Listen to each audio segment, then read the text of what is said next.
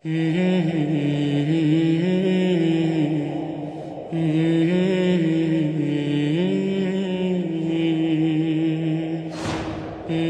sestra je stavila nikab.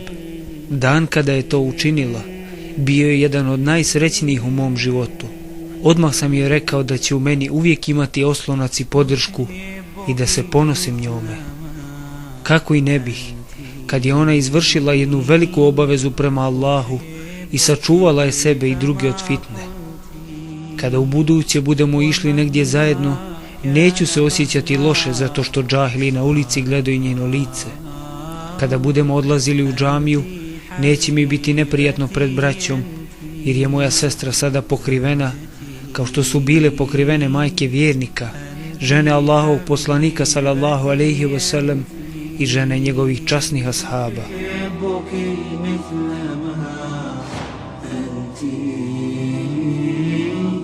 Toga dana, kada je stavila nikab u ime Allaha, u šali me je upitala: kada sam se pokrila hidžabom, rekao si mi da sam biser Islama, a kako ćeš me sada zvati? Rekao sam: od sad ćeš biti skriveni dragulj.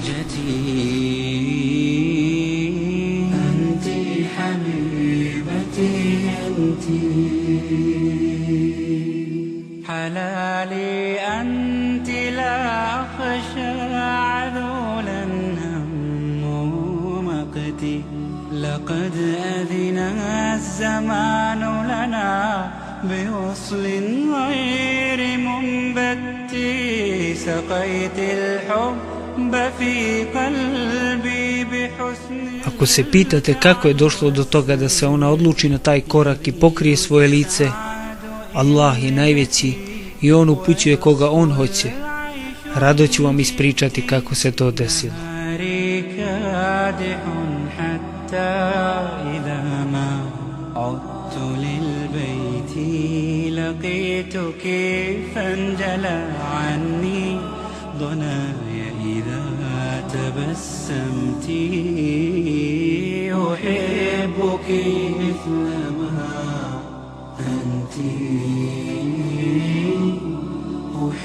Prije svega, moja sestra je o pokrivanju znala da postoje dva mišljenja kod islamskih učenjaka i, kao i većina sestara danas, držala je da su oba mišljenja podjednako validna i legitimna, bez ulaženja u argumente, njihovu brojnost i vjerodostojnost.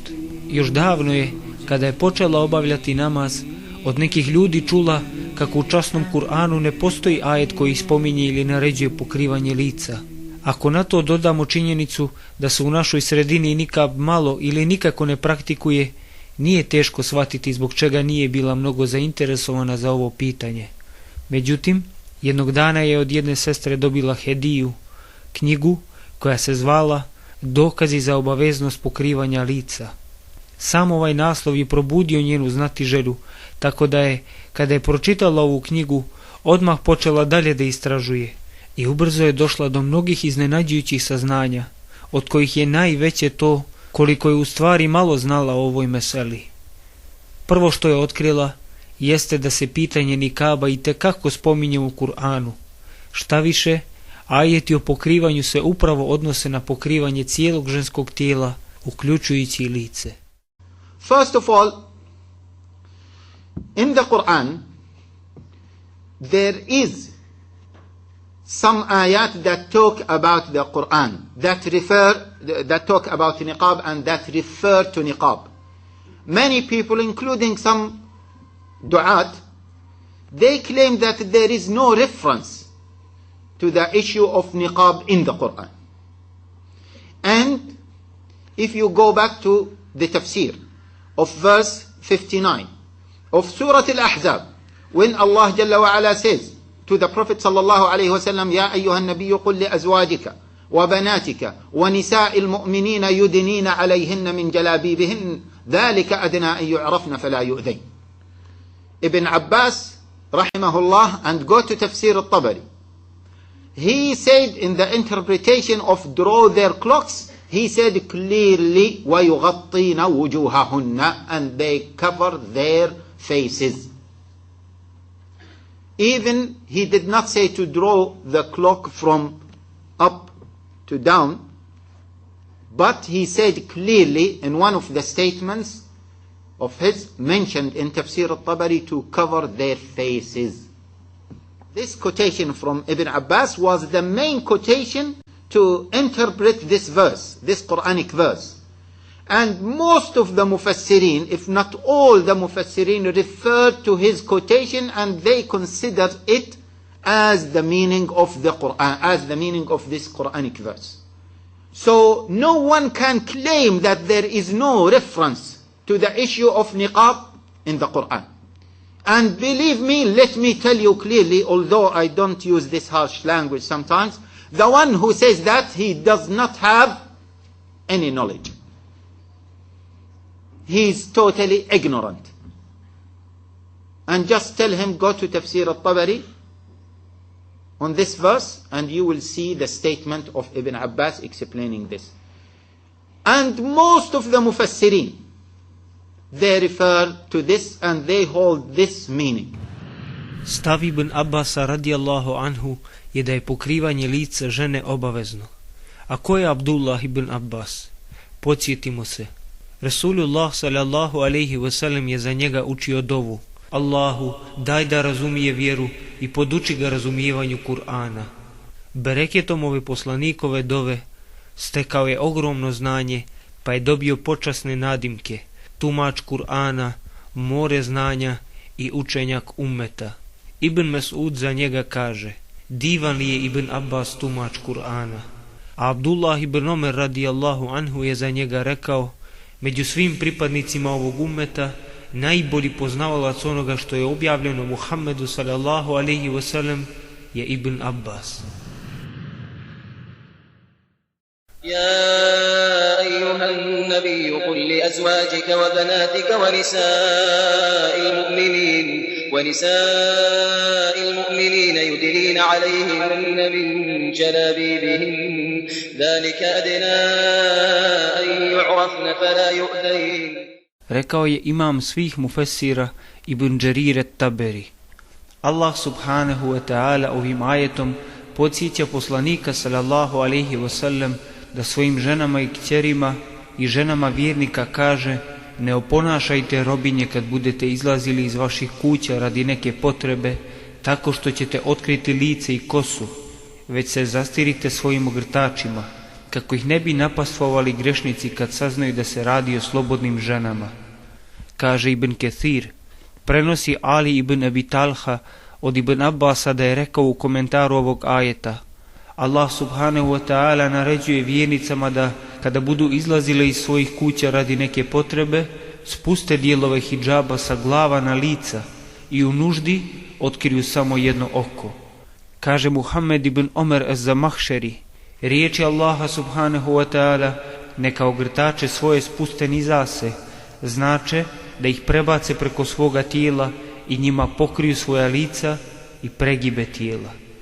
Kaže Ibn Tejmije, žene su imale običaj da se pokrivaju džilbabima i ljudi su mogli vidjeti njihova lica i šake, ali kada je objavljen ajet neka spuste ogrtače svoje nizase, ova praksa je zabranjena, to jest ženama je naređeno da nose kompletan džilbab.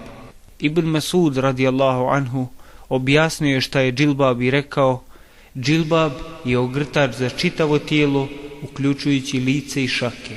Ibn Tejmije na ovo kaže, džilbab znači ogrtač koji je Ibn Masud radijallahu anhu protumačio kao ogrtač koji pokriva čitavo tijelo, uključujući glavu, lice i šake.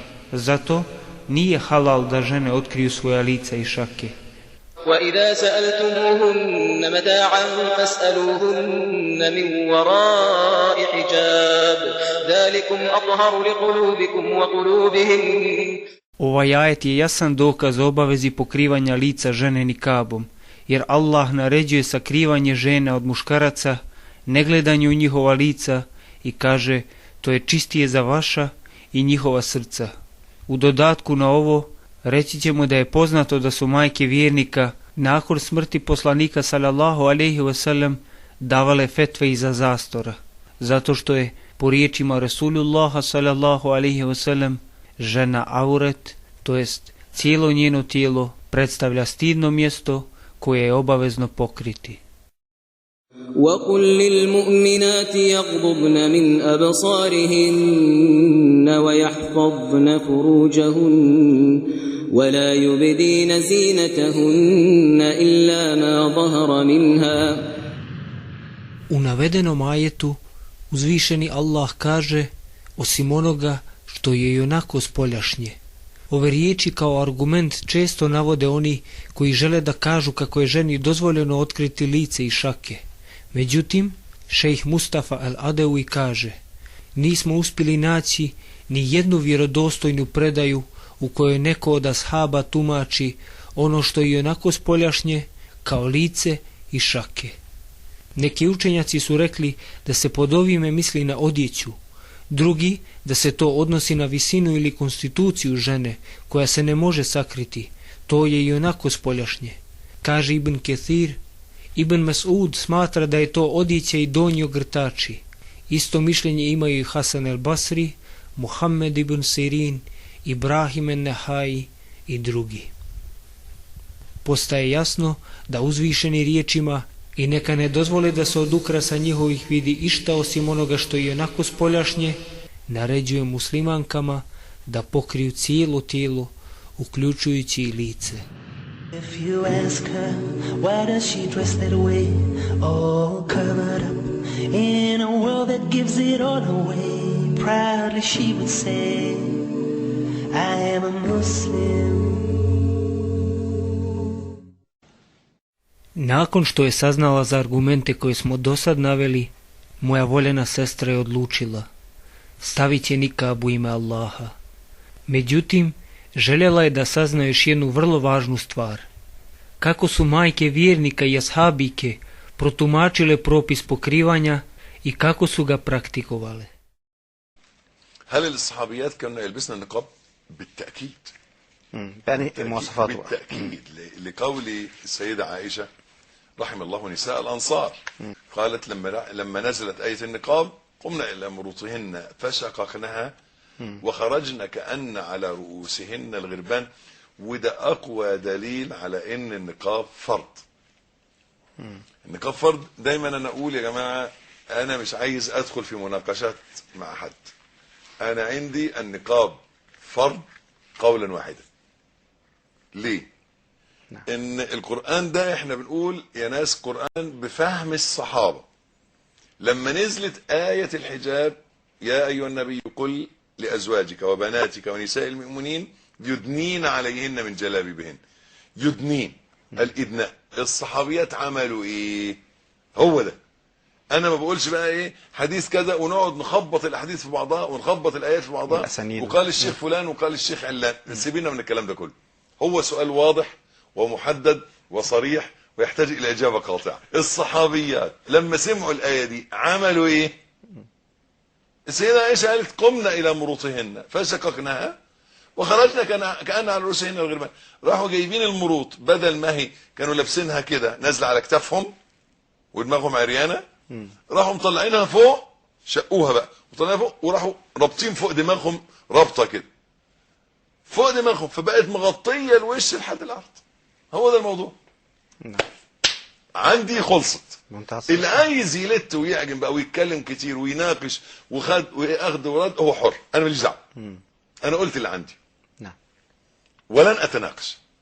اصل ده دين انت اقر باللي انا قلت لك عليه وبعدين نتناقش. قول لي لا الصحابيات ما عملوش كده، يبقى انا مش هتناقش. الصحابيات عملوا كده. Da, ashabike su postupile na način kako to opisuje prethodni hadis koji bilježi imam Buhari.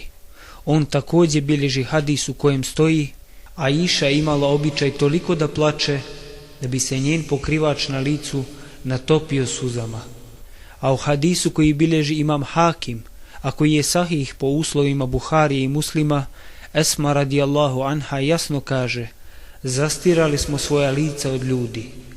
Aisha radijallahu anha također kaže: klanjao je Allahov poslanik sallallahu alejhi ve sellem sabah u džamiji kojim su prisustvovali i neke žene vjernika pokrivene ogrtačima.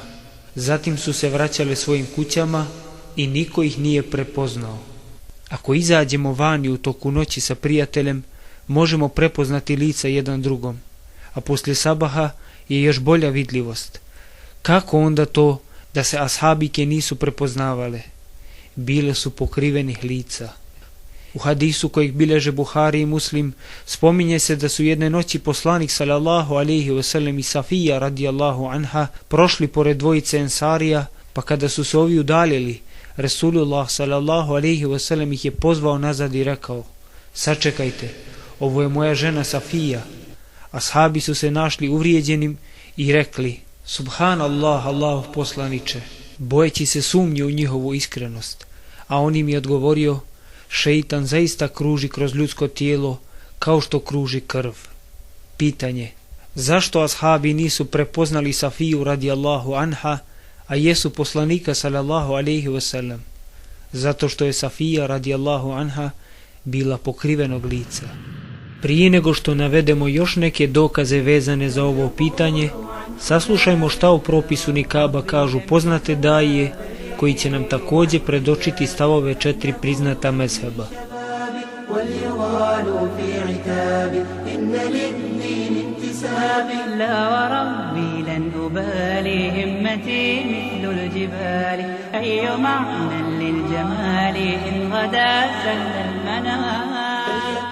And what is the aura of the Muslim woman? The nakedness of the Muslim woman? What is her aura? Her entire body. All of the woman is aura. She has the right to show what Allah subhanahu wa ta'ala said, ma dhahra min, what ordinarily appears thereof. And there's just small disagreement among the ulama about what may ordinarily appear.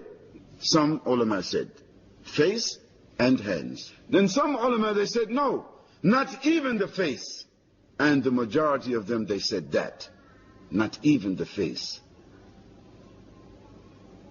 Because they said the face itself is a place of her beauty. It is the unanimous of all scholars of Al-Islam throughout the 1400 years that either niqab is a fard or it is highly recommended.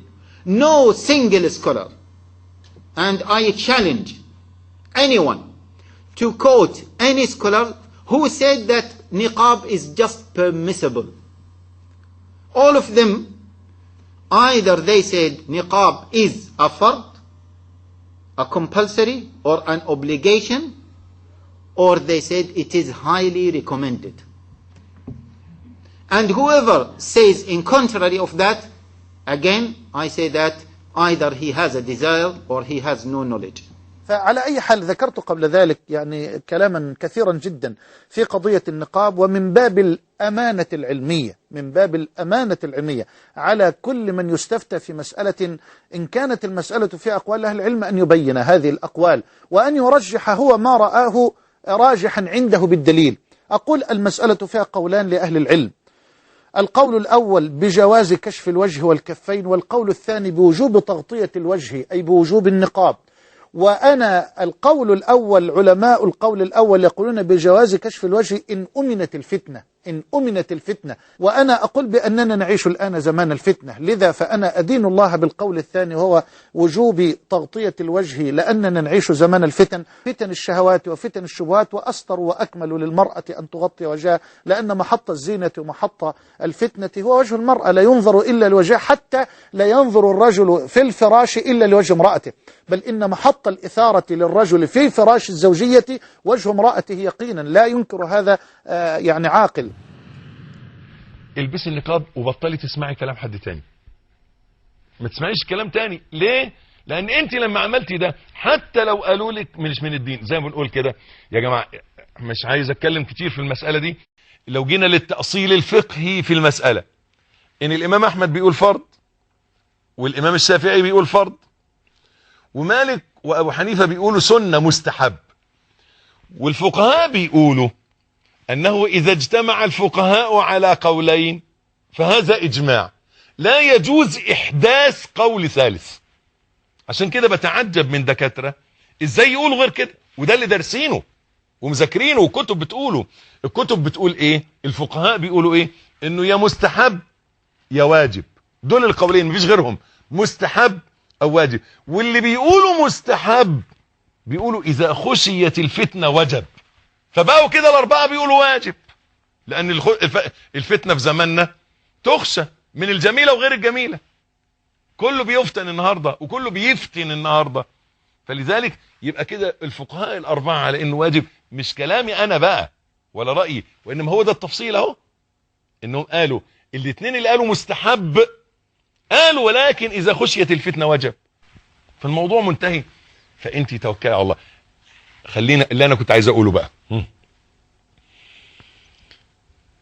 نفترض النهاردة انت بتعتقدي ان هو مستحب مش واجب، ما نعملش المستحب ليه ونتقرب بيه لربنا. نفترض جدلا ان انت لبستيه وجينا يوم القيامة لقينا النقاب مش فرض، خسرتي ايه؟ لكن لو جينا ليوم القيامة ولقينا النقاب فرض وانت ما لبستيش، حطها في رقبة عالم ويطلع سالم، مش هيحصل لانك سامعه كل الكلام. Zaista je stav da je nikab vađib potkrijepljen ogromnim brojem dokaza iz šerijata, kao rijetko koja druga mesela. Čitajući o tome, moja sestra je našla da je nakon objavljivanja ajeta o pokrivanju, otkrivanje lica bilo prisutno samo kod robinja, a ni u kom slučaju kod slobodnih muslimanki. Prenosi se od Enesa radijallahu anhu da je poslanik sallallahu alejhi ve sellem ostao između Hajbera i Medine 3 dana da bi proslavio svoju ženidbu sa Safijom radijallahu anha. Ashabi su rekli, ako je zastre od pogleda, uzeo ju je za ženu, a ako to ne uradi, uzeo ju je za robinju. Allahov poslanik sallallahu alejhi ve sellem ju je zastro od pogleda na taj način što je pokrila svoje lice. U komentaru 59. ajeta sure El Ashab Imam Kurtubi je rekao, pošto je običaj Arapkinja bio da oblače oskudnu nošnju i da otkrivaju lica kao što to rade robinje, i pošto je to privlačilo muške poglede i misli, Allah subhanahu wa ta'ala im naređuje da se zaodijenu ogrtačima kada budu izlazile radi potrebe. سوف أبقى في حصوني لست أرضى بالمجون لن ينالوا من دمائي إنني رمز النقاء سرت والتقوى ضيائي خلف خير الأنبياء إن لي نفسا أبيع إنها تأمى الدنيا إن دربي. Sada ćemo navesti neke argumente u kojima se spominju izuzetne situacije koje jasno potvrđuju stav i osnovu da je nikab obavezan. Obratimo pažnju na sljedeći hadis i riječi Allahovog poslanika sallallahu alejhi ve sellem: kada neko od vas prosi ženu, nije mu grijeh da je vidi. Rasulullah sallallahu alejhi ve sellem nas uči da je prosidba izuzetak, kada je muškarcu dozvoljeno vidjeti lice žene koje nije mahrem. Van toga, ona mora nositi nikab i muškarcima je zabranjeno da gledaju u njeno lice. A kada pokrivanje lica ne bi bilo obavezno, Muhammed sallallahu alejhi ve sellem ne bi imao potrebe da naglašava u navedenom hadisu da onome koje prosi nije grijeh da je vidi. Još jedan interesantan argument nalazimo u ajetu: والقواعد من النساء اللاتي لا يرجون نكاحا فليس عليهن جناح أن يضعن ثيابهن غير متبرجات بزينة وأن يستعففن خير لهن والله سميع عليم. Određivanje dozvole otkrivanja lica samo za stariju ženu dokaz je da ona ne važi za djevojke i mlađe žene, to jest da one moraju pokriti lice. Kako su naši ispravni prethodnici razumjeli ovaj ajet, najbolje će nam pokazati slučaj Hafse bin Sirin, koja je bila čuvena tabiinka. Događaj opisuje Asim Ahwel kada kaže: ulazili smo kod Hafse bin Sirin, a na njoj je bio džilbab kojim je pokrivala lice. Rekli smo je: Allah ti se smilovao, zar Allah nije rekao starijim ženama nije grijeh da odlože ogrtače svoje? Ona reče, dobro, a šta se poslije toga kaže u ajetu? Odgovori smo joj, a bolje im je da ostanu stidne. U sljedećem hadisu Allahov poslanik sallallahu alejhi ve sellem kaže, žena koja je u ihramu u obredima hadža ne stavlja himar niti oblači rukavice. Ovo je jasan dokaz da žena mora pokriti lice i šake jer je hadž izuzetak i zato se ovo naglašava. Ali kad u blizini ima ljudi, ženama je vađib da pokriju lice i šake. Aisha radijallahu anha kaže, ljudi na kamilama su prolazili pored nas dok smo bile sa poslanikom sallallahu alejhi ve sellem na hadžu. Mi smo pokrivali naša lica himarom dok su prolazili pored nas, a poslije bismo ponovo otkrile lica. Rekao je šejh Uthejmin, danas je u ovom vremenu vađib ženi da nosi nikab i rukavice i kada je na hadžu. Naravno, ovo zbog fitne i opasnosti od miješanja muškaraca i žena. Prenosi se od Abdullaha ibn Mesuda radijallahu anhu da je poslanik sallallahu alejhi ve sellem rekao, neka nijedna žena ne opisuje drugu ženu svome mužu i time mu dočara njen izgled kao da on gleda u nju. Ako je ženi zabranjeno da opisuje svome mužu izgled druge žene, kako može biti dozvoljeno da ta žena otkrije svoje lice i tako se pojavljuje pred ljudima? Supruga nema potrebe da svome mužu opisuje izgled neke žene, ako je ona svakako dostupna pogledima muškaraca kada se pojavi na ulici. Ovaj hadis je očigledan dokaz obaveznosti nikaba. Hafsa bint Abdurrahman, na čijem je licu bio tanak prekrivač, je ušla u sobu kod Ajše radijallahu anha. Ajša je uzela njen himar, poderala ga i rekla, zar ne zna šta je Allah objavio u suri En-Nur? Zatim joj je dala drugi, deblji, neprovidni prekrivač. Dakle, ova žena je imala pokriveno lice, ali joj je nikab bio providan. Ako pokrivanje lica nije obavezno, već samo pohvalno, zašto je Aisha ovako uradila? Zar je majka vjernika prisiljavala žene na pohvalna djela? Naravno da nije, već je pokrivanje lica muslimanke obavezno, zato što je njeno lice izvor njene ljepote i stidno mjesto, što smo dokazali Kur'anom i sunnetom, riječima i praksom ashabijki i citatima najvećih islamskih učenjaka svih vremena.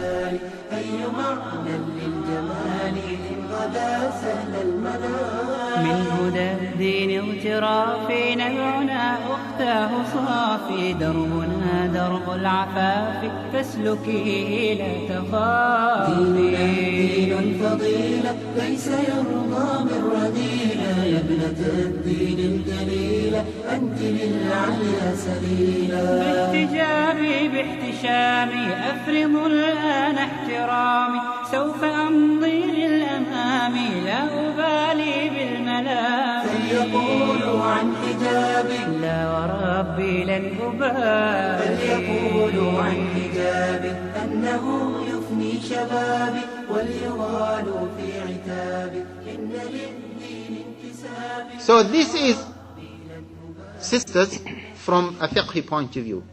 Now let me add to that. Al-Ghazali, who died 500 years after Hijrah, and Ibn Hajar al-Asqalani, who passed away 851, and Ibn Taymiyyah, who died 728, and An-Nawawi, who died 676, and many other scholars quoted, and listen to this, that it was the practice and the custom of all Muslim women throughout the history to cover their face from non-mahram male. This was the practice of all Muslim women. Now all of them are doing this as a matter of culture. Okay, we accept that it is the Pakistani culture, but again it is the Saudi culture. Okay, we accept that again it is it the Egyptian culture? It is impossible that all of them have that cultural thing. It is an Islamic thing. And if we consider that the other opinion is a very legitimate opinion, which is to uncover the face in front of non-mahram men, let me ask you a question. How can all Muslim women throughout 1300 years, except the last century, they used to cover their face. And they used to ignore the other legitimate opinion. How come? We need to question that. If the other opinion is legitimate, which is to uncover the face in front of non-mahram male, at least we should see that it was common that some Muslim women to cover their face and some other Muslim women to cover their face. Why all of them used to cover their face?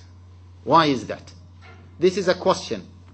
And sisters, I challenge anyone to quote any clear quotation that some Muslim women, some free Muslim women, used to uncover their face in any Muslim country in the Islamic history. I challenge anyone to quote any quotation to prove that. Uncovering the face in the Muslim world started after colonization, and before that the practice of Muslim women in all Islamic countries is to cover their face. No one can, after all of these proofs, no one can argue with the issue of niqab. فليقولوا عن حجابك لا وربي لن أبالي فليقولوا عن حجابك أنه يفني شبابك وليغالوا في عتابك إن للدين انتسابك. Prije više od 1400 godina stvoritelj svih svjetova objavio je Muhammedu sallallahu alejhi ve sellem ajete kojima je muslimankama naređeno pokrivanje i vjernice su se pokoravale Allahovom naređenju sve do vremena kad su kolonizatori okupirali zemlje muslimana i objavili rat praktikovanju mnogih Allahovih propisa, među kojima i propisu nikaba.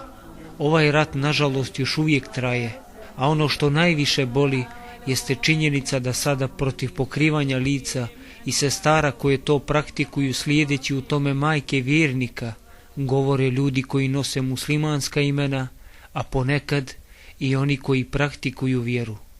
Zato, u ime Allaha koji strahovito kažnjava, opominjemo tebe koji ne klanjaš namaz Allahu, koji ne posjećuješ džamiju, tebe koji si zaboravio na Kur'an, da ne vrijeđaš sestre koje nose nikab, već da usmjeriš oštricu svoga jezika na svoju suprugu i svoje kćeri, koje su razgolitile svoja tijela i koje služe samo kao sredstvo za naslađivanje džahilskih očiju.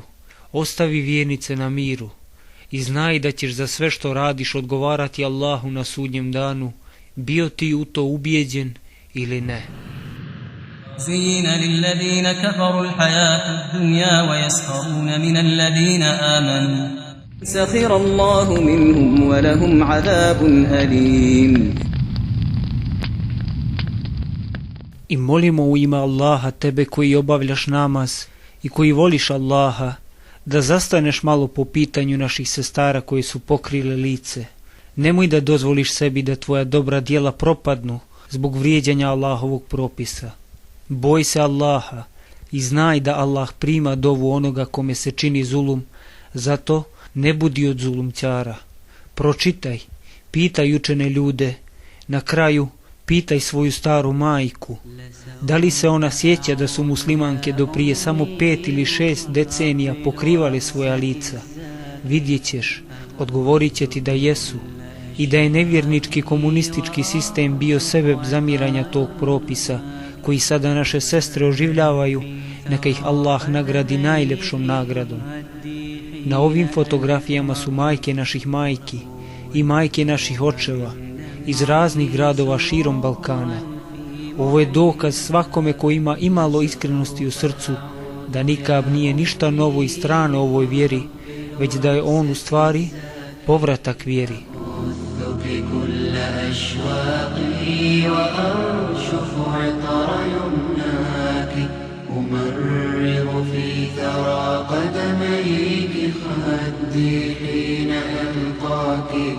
أروي الترب من دم فكم أسهرت من ليل لأرقد ملء أجفان وكم أظمأت من جوف لترويني بتحنان ويوم مرضت لا أنسى دموعا منك كالمطر وعينا منك سائرة تخاف علي. I molim u ime Allaha, tebe, sestro muslimanko, koja nisi pokrila svoje lice, da ni u kom slučaju ne govoriš loše o svoje sestri koja nosi nikab. Saslušaj šerijatske dokaze, one koje smo ovdje naveli i druge mimo njih. Čuli smo da su 13 stoljeća muslimanke praktikovale propis nikaba, dok je mišljenje da je ženi dozvoljeno otkriti lice i šake postojalo samo u teoriji kao slabo argumentovan stav nekih učenjaka. Allah im se smilovao. A čak i ti učenjaci koji zastupaju suprotan stav, svi bez izuzetka tvrde da je ženi bolje i pohvalnije da pokrije lice, a u vremenu fitne kao što je to danas i oni to smatraju vadžibom. Rekao je šejh Mustafa el-Adawi, napominjem da se mi i čestiti i pravedni učenjaci koji se sa nama ne slažu oko obaveze pokrivanja lica, ne razilazimo oko toga da je pokrivanje lica bolje, potpunije i bliže bogobojaznosti i Allahovom zadovoljstvu. Dakle, sestro, najmanje što ti trebaš uraditi kada čuješ da neko drugi napada tvoju sestru zbog nikaba, jeste da staneš u odbranu nje i Allahovog propisa, a ne dao uzvišeni Allah da je iz neznanja ili zbog svoje slabosti napadaš ili kritikuješ. Budi od iskrenih, od onih koji žele svoje sestri isto što i sebi, od onih koji govore: يقولون ربنا اغفر لنا ولإخواننا الذين سبقونا بالإيمان ولا تجعل في قلوبنا غلا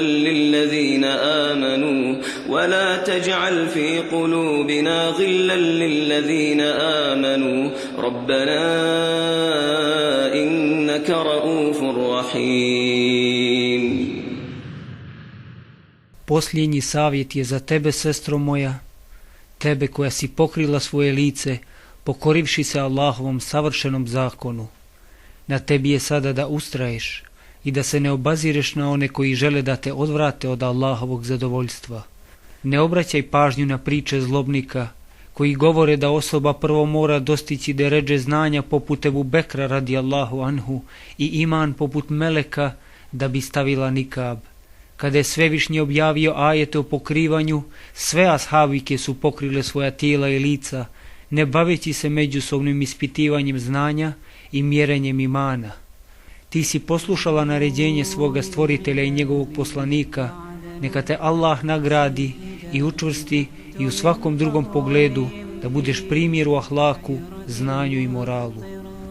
I ne opterećuj se pričama neznalica koji govore da nije mudro nositi nikab u ovom vremenu i mjestu i da je bolje ne odudarati od okoline koja živi u džahilijetu. Prvo, kako može biti nemudro izvršavati vadžib, obavezno ili čak mustahab, preporučeno djelo?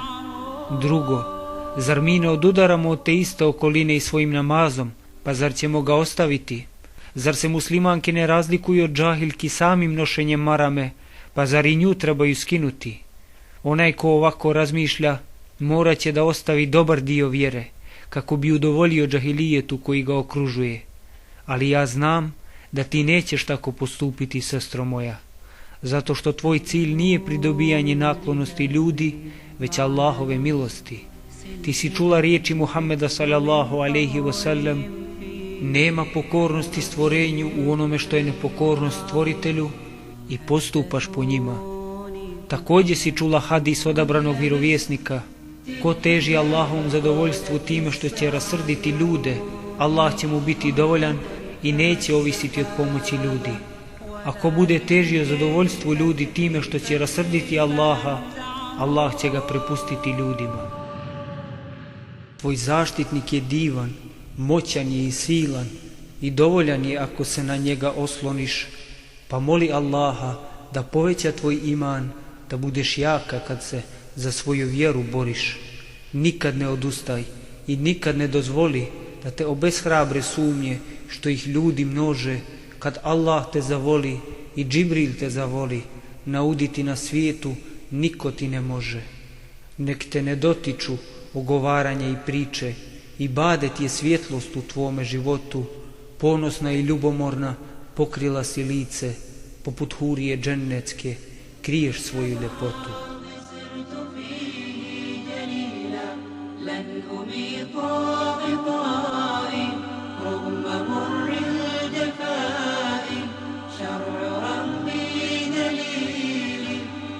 الحجاب بتاع الإسلام إن المرأة تتغطى من رأسها لحد الأرض. لبسها خيمة ولي الشرف إن أسمي نقابك خيمة. ربنا سبحانه وتعالى مدح حور مقصورات في الخيام فبأي آلاء ربكما تكذبان.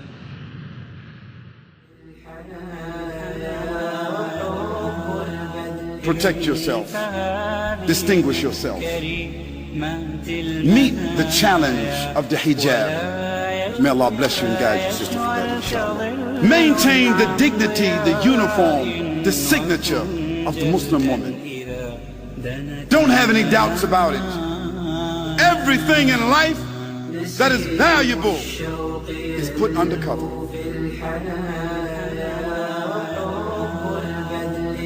Our cash, our gold, our silver, our jewels are all put in safe deposit boxes and undercover.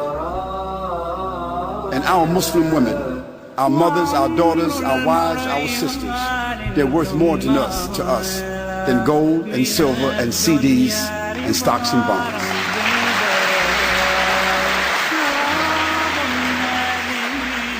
There is no one on this earth more beautiful than a Muslim woman. There's no one who comes close to that, who is a servant of Allah, who dresses to please Allah. So when this woman, before she leave the house, like the other woman, she looks in the mirror. But they're looking in the mirror for something different. When the woman in the street look in the mirror, she looking to make sure she has the best style, she looks good, she can attract a man. But this woman, when she look in the mirror, she makes sure she's dressed appropriately. Make sure that Allah is pleased with her. Make sure she's covered. So when she go out in the street, that she covered to please Allah subhanahu wa ta'ala. If she does that, she's beautiful. The more you grow, the more you study, the more iman you have, the more you become disattracted to some of the things of the dunya. You don't like what you used to do because something happened to you. I have Quran in my mind, I have Quran in my heart, I have the love of the Prophet, I have the love of Allah, I have something in me and I'm now different, I feel different. Now for the Muslim lady, the wearing of the hijab is a protection for her, it's a distinction for her. Yes, it is a uniform so that she will be known to be a Muslim. She would not be molested. She would not be insulted. And no need for a man to stare at her and look at her because there is nothing appearing of her. So we are obeying Almighty God. That's what we're doing. We just have to believe what God orders us to do and benefit from the medicine. Sometimes when we don't follow what God tells us to do, then we see later on the reasons why. So we don't apologize for that. We say that it brings us dignity, it brings us distinction. Whether it be the hijab of the women or the separation of the men and the women, it brings us distinction, it brings us dignity and protection and morality, additional morality. That's why we do it.